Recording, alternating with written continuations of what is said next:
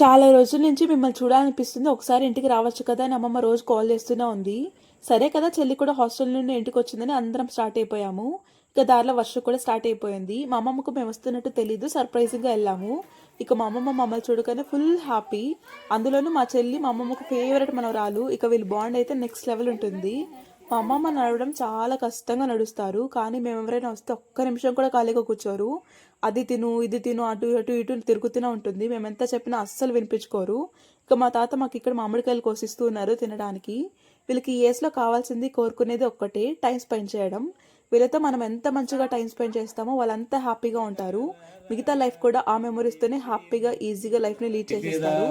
కోసల రామ రాధా కౌసల్య రామ రాధా.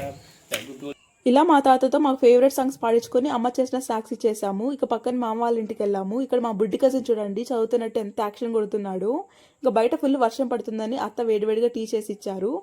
ఇక టీ తాగుతూ కాసేపు కబుర్లు మాట్లాడుకున్నాము. ఇక చీకటి అయిపోయింది. అందరికీ బాయ్ చెప్పేసి ఇంటికైతే రిటర్న్ అయిపోయాము. ఇక దారిలో ఫుల్ చీకటి ఉంది. ఇక మా చెల్లి మా తమ్ముడు ఫుల్ భయపడుతున్నారు. ఈ దారిలో చాలా దెయ్యాలు ఉంటాయంట అని. అలా మాట్లాడుకుంటూ ఇంటికైతే రీచ్ అయిపోయాము.